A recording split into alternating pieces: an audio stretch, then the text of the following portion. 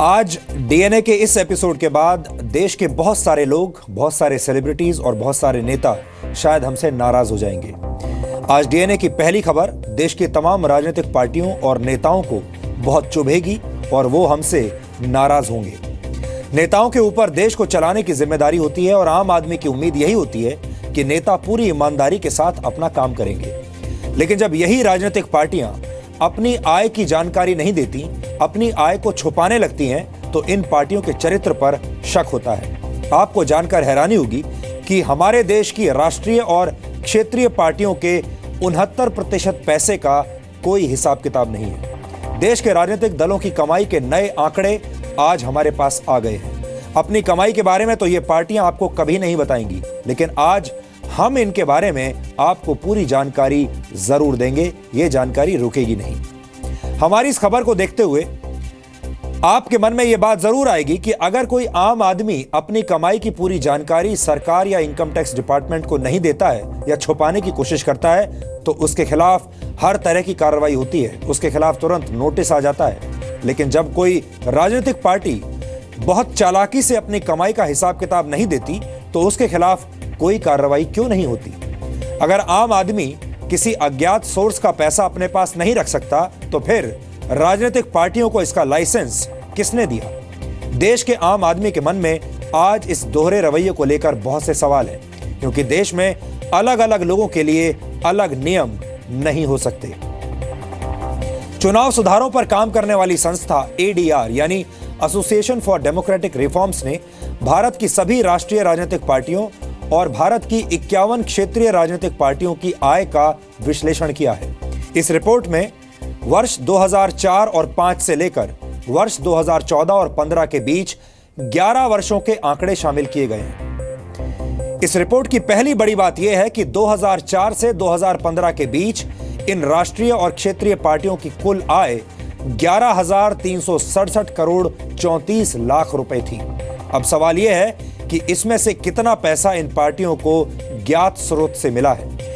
यहां ज्ञात स्रोत का मतलब उस पैसे से है जो 20,000 रुपए से ज्यादा के चंदे के तौर पर इन पार्टियों को मिला है और जिसके सारे डिटेल्स दिए गए हैं कि यह पैसा इन पार्टियों को किसने दिया। आपको जानकर हैरानी होगी कि इन 11 वर्षों में इन क्षेत्रीय और राष्ट्रीय पार्टियों को 20,000 रुपए से ज्यादा के चंदे के तौर पर सिर्फ 1,835 करोड़ रुपए मिले हैं, जो इनकी कुल आय का सिर्फ 16% है। इन राजनीतिक दलों को अचल संपत्ति, सदस्यता शुल्क और बैंक ब्याज जैसे स्रोतों से भी आमदनी हुई है और ये आय भी ज्ञात स्रोत के दायरे में ही आती है। ऐसे ज्ञात स्रोतों से इन पार्टियों को 1,698 करोड़ रुपए की आय हुई, यानी इनकी कुल आय का 15%। और इस तरह 16% और 15% की आय को अगर जोड़ दिया जाए तो कुल मिलाकर 31% की आय का हिसाब किताब मिलता है और बाकी की आय का कोई हिसाब किताब नहीं है। हैरानी की बात यह है कि हमारे देश की 6 राष्ट्रीय और 51 क्षेत्रीय पार्टियों की 69% आय का कोई हिसाब किताब नहीं है। जी हां, 69% जो आय है, आमदनी है, इनकम है या डोनेशन कह लीजिए, उसका कोई हिसाब किताब नहीं है और ये इनकम है 7,832 करोड़ रुपए की। अब जरा ये सोचकर देखिए कि अगर देश की किसी प्राइवेट कंपनी या किसी व्यक्ति की इतनी बड़ी रकम का कोई हिसाब किताब अगर ना हो, तो फिर इनकम टैक्स विभाग उसके खिलाफ क्या करेगा? जाहिर है इनकम टैक्स डिपार्टमेंट उस कंपनी या व्यक्ति की जांच करेगा, उससे पूछताछ होगी और हो सकता है कि ऐसा करने वाले किसी सामान्य व्यक्ति को जेल भी जाना पड़े। लेकिन राजनीतिक दलों के साथ ऐसा नहीं होता। उन्हें अपनी आय का हिसाब किताब न देने की पूरी सुविधा और सहूलियत मिली हुई है। Representation of the people act 1951 के सेक्शन 29C के तहत हमारे देश के राजनीतिक दलों को 20,000 रुपए से ज्यादा के चंदे की जानकारी चुनाव आयोग को देनी होती है। यानी जो भी चंदा 20,000 रुपए से ज्यादा का होगा उसका स्रोत बताना होगा और जो चंदा 20,000 रुपए से कम का होगा उसका स्रोत बताने के लिए हमारे देश की पार्टियां बाध्य नहीं है। लेकिन ज्यादातर राजनीतिक पार्टियां इस नियम का कोई ना कोई तोड़ निकाल लेती हैं। अब एक और चौंकाने वाला आंकड़ा आप देखिए, 2004 से 2015 के बीच कांग्रेस पार्टी को अज्ञात स्रोत से सबसे ज्यादा पैसा मिला है। 11 वर्षों के दौरान कांग्रेस पार्टी को 3,323 करोड़ रुपए ऐसे सोर्सेज से मिले हैं जिनकी कोई जानकारी चुनाव आयोग को नहीं दी गई है, और ये रकम कांग्रेस पार्टी की कुल आय का 83% है, 83%। इसका मतलब क्या हुआ? इसका मतलब यह हुआ कि इन 11 वर्षों में कांग्रेस पार्टी की जितनी भी आमदनी हुई है उसमें से 83% पैसा ऐसा है जिसकी आय का स्रोत कांग्रेस पार्टी नहीं बता रही है, उसके पास नहीं है। यानी वो ये नहीं बता रही कि ये पैसा कहां से आया। अब दूसरी पार्टियों के बारे में देखिए, बीजेपी के बारे में भी बात करना जरूरी है। बीजेपी दावे तो बहुत बड़े बड़े करती है, लेकिन इस मामले में बीजेपी भी कांग्रेस से ज्यादा पीछे नहीं है। बीजेपी को 2,125 करोड़ 95 लाख रुपए अज्ञात स्रोतों से मिले हैं, जो उसकी कुल आय का 65% है, 65%। अगर रीजनल पार्टीज की बात की जाए तो समाजवादी पार्टी को सबसे ज्यादा 766 करोड़ रुपए अननोन सोर्सेज से मिले हैं, जो उसकी कुल आय का करीब 94% है, 94%। जबकि दूसरे नंबर पर शिरोमणि अकाली दल है, जिसे उसकी कुल आय का 86% यानी करीब 88 करोड़ रुपए अज्ञात स्रोत से मिला है।